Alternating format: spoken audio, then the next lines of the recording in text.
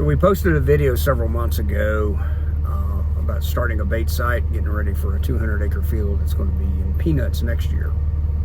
It's now September. We've had to move the bait site around a couple times. Logistical issues with fencing, hogs not being real comfortable with it, and now we think we found the spot. We've been pouring corn out, got a camera in a tree. Today we're bringing a feeder in, so it's been a little bit of a task because the way that we've been getting to everything is a different direction. So using onX Hunt, not an advertisement for them, but that's the app that we use. We're kind of going in there. So then it's, click on the button. Okay, this property belongs to this guy. We'll call my landowner. Can you get permission for me to drive through this cow pasture? That fun part about the job is it is interesting. Almost every day it's something kind of different, and trying to figure out the logistics of how we need to get into a spot. We were just carrying corn in off a four-wheeler, and we're like, okay, we found the spot. Now how do we get a trap in there? How do we get a feeder in there? And how do we do all that? So for the last hour, I've been driving around in a great big circle, trying to come in different ways. It's harvest season here in South Georgia. Everybody's, now they're into peanuts. They just came off corn. Every farmer is wide open. Try not to bother your landowner with, hey, I'm trying to do X, Y, Z. Conversation generally take place before daylight or after dark. So I think I finally figured it out. I'm going to follow these cows because I think they know where they're going. And I'll buzz you around and kind of show you what we're doing. And not a big deal today, just going to throw up a feeder. And we'll kind of walk through that and explain what that feeder does to just pouring corn on the ground. Hang on. So you can see way over that direction is actually where I need to be, according to onX Hunt. And we actually have a trap way back that direction. And there's my official camera holder, a bag of pumpkin seeds. So we're gonna follow them black cows because I think they know what they're doing, and let's see what we can find out. So it's not uncommon if the field next door is being irrigated, there's going to be some runoff, water runoff, and it'll make a ditch, which is perfect for hogs because that's a water source for them. And our hogs are back that way, kind of dry right now because it's really dry here, but normally it's a little water hole. Also waters the cows, but also very difficult for a 3/4 ton Dodge diesel to get through. So right now we are trying to navigate around this drainage ditch and see if there is a little pass-through point for us. But keep that in mind, when you're thinking about a water source and you're like, well, there's no ponds, there's no creeks, there's no swamps. If there's an irrigated field nearby, that's a water source, especially for hogs during the hot summer. That's what you're going to see up and down like that. Just a perfect habitat for them, just to come out here and get water. The cows do it too. But where we need to go is back that direction. There's a head of woods back there, and we're just trying to get there. We decided not to follow the black cows. All right, so we finally got smart. We're following some side-by-side tracks. When I was over here the other day, coming in the other way, carrying bags of corn in, I saw side-by-side tracks, so we found a place to cross. You got to keep in mind when you're driving across these pastures like this that, it's not uncommon for there to be a decent sized hole. And that could be problematic. So you just kind of ease along, and then you just follow this other fella's tracks and see if he made any mistakes. But up ahead, that big head of woods right there, that's where the hogs are at. Our big irrigated field that we're shooting for is on the other side of that. It's 200 acres. And so definitely the hogs are laid up in there. They come out here for water. They come out here for everything. And so we're just going to keep easing back to where we can get close enough to bring in some equipment. So we just kind of bouncing along. Okay, so we got back here. We had to actually drive through another ditch, and you could actually see where the hogs have been rooting at when there's enough rain. Not a huge ditch, but I don't think you'd take the wife's minivan. My wife don't drive a minivan, but if she did, I don't think a minivan would go through it. The Dodge did fine. Just it was, thank goodness it was dry. So we're here at the site, and I'm going to spin you around and kind of show you where we've been dumping corn. We've got an electric fence, and then straight that way is our 200-acre field. Or actually, that's where the whole focus of the project is. Up this way, about 100 yards, is where the original bait site was at. And then we moved it to the very northern end of this, what we call a head of woods, and it didn't work. The deer liked it, but we couldn't get the hogs. You can't always get hogs to do things that they don't want to do, especially when you start dealing with a lot of fencing. If they've been around a lot of fencing, sometimes they're okay with it, but sometimes they're not. And in this case, it wasn't going to happen. So we had to move to the southern end of the head. We started in the center, we went to the north, now we're at the south. And just logistically figuring out how to get in here. So this is how we're gonna have to access this trap once we bring a trap in. So let me buzz you around. So I've gone ahead and unloaded a couple things. You'll see we've got a single strand electric fence. You'll see over there is where we've been pouring corn, and we've got a camera just mounted pretty high in a tree, almost as high as a hog cutter big pole. The electric fence is not for the hogs, it's actually for the cows. Cows have been moved out of this section of pastures. They're actually over there now. And so we've got 4 bags of corn that we're going to put into the feeder, 2 bags on the ground. We got our ladder, and back here we've got all of our corn, our feeder legs, T-post, and T-post driver and the truck. So we came from that direction. This electric fence goes all the way around this head. We do have a lot of thorns in here, actually in this head. So if you walk over here, you will see it's cotton. But how we've been getting into this site is riding the four-wheeler just past this green gate, throwing corn over the fence, coming back in here.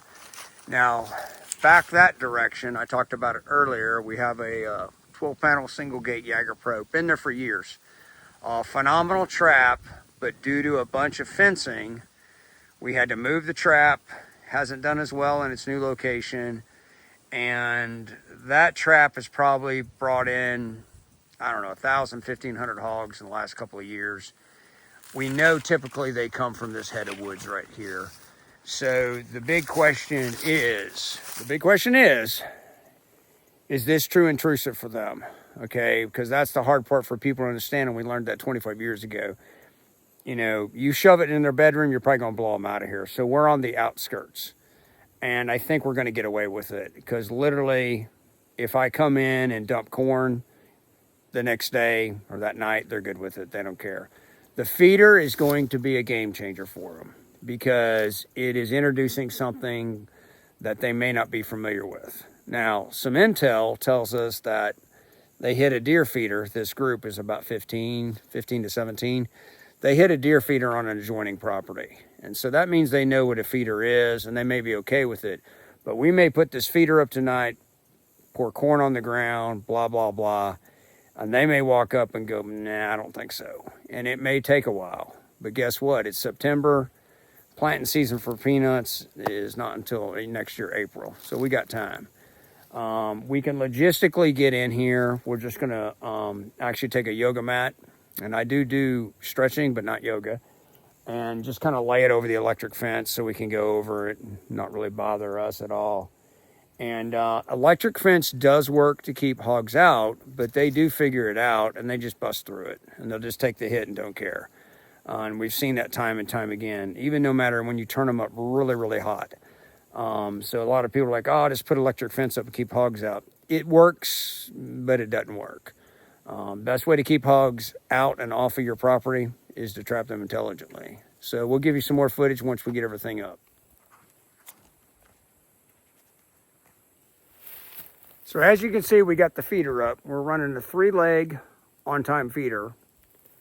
It is one of the oldest feeders we actually have, but I actually just rebuilt the actual spinning motor part of it. But it's seen better days, but it's done a great job for us. Okay, so we got 2 bags of corn on the ground, which is a lot of corn, but it's a group of 15 to 17 hogs. Instead of running most of our feeders, unless we are in a trapping mode, so if we're in a maintenance mode, which is how our systems run on a proactive, game plan, we're always putting corn on the ground every day. twice a day, 15 seconds each time, 30 seconds total. This particular case, it's almost like we're in a trapping situation. We're pushing a lot of corn because there's a lot of hogs. So we're running 25 seconds twice a day. Okay, so we know that that won't make it a month. There's an adjustment on the cone that comes up to the feeder comes up to the cone on the spinner plate. Depending on that depth changes how much corn you're going to throw. So after all these years, we kind of have it down to a science and we know how long it'll last. So we'll get about 2 weeks out of this. We'll have to be back on site. The goal right now is just to stay away from here the best that we can. We know yesterday they were actually working cattle in the pasture right here. So human activity, they're kind of used to it. They're used to the cows, but they may not used to a hog trapper talking to a phone on a magnetic mount to its multiplier stuck in a tree. They may not be used to that and all the scent. So the game plan right now is to bring them in. I'm going to spin you around and show you our camera angle for the actual camera. We talk about this in all the videos. We want 11, 12 feet. And you're like, whoa, why so high? Because when we're trapping, that's how high our cameras are running. They're coming down into these systems. If we put this camera down here at the base of this tree, one, the hogs typically don't mess with it, but it makes the hogs look gigantic, just freaking huge. And you're like, whoa, that's a huge hog. Well, then when you move your camera up and get ready to trap, you're like, is that the same hog? So we start off from the get-go at a high camera angle. That way we know, the barber knows, hey, that's that spotted boar, that's that sow. It's all about identifying that group, all about trapping that whole group, and we know if someone's missing.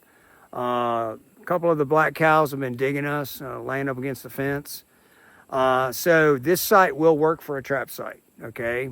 They're tucked back in here. I don't think there's going to be an issue with us being too intrusive. Little logistic issues getting in here across the pasture. You know, all these things have to come to consideration when you're talking about coming in and doing maintenance and you're coming in and talking about removing hogs. Bringing an actual trap in, we've done some crazy junk to get traps into a place, but it's the logistics of maintenance and the logistics of removal. And so it's negotiable here. The 2 ditches you got to drive through could be problematic, especially if you forget about them at 3 o'clock in the morning. So let me buzz you around, show you this high camera angle. Trees are not the best thing, in our opinion, to ever put a camera on just because of squirrels. This particular camera, we've changed the backup battery wire to a little metal coax, kind of cool, found it online, just kind of rewired everything. They'll still chew on your antennas, they'll chew on your cameras, they'll chew on everything. Right now, it's kind of temporary. Once we know this is going to become a trap, then we're bringing steel in and we're going to bring in a big pole. There's my fancy camera mount, my multiplier stuck in the side of a tree. And then as you can see, we're up there. And that's what we want. So hogs are all back that way. Again, we started our original bait site in the middle of this head of woods, the north end. Now we're on the south end. And we're getting ready to pack up and get out of here, grab our ladder, and you know, the yoga mat does a lot of things, but it does great for electric fences.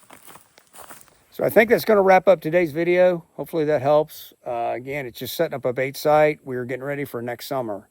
And this is September. One thing to really take into consideration when you're on other people's property. I'm standing on a person's property that is not my customer. One, clearly there's a relationship between them and my customer, but leave it the way you found it. And that's what my daddy always said about everything. Leave it the way you found it. And so the fence goes back in the direction. Make sure that I didn't drop a bunch of little zip ties here and there. You know, it's all about respecting the landowner.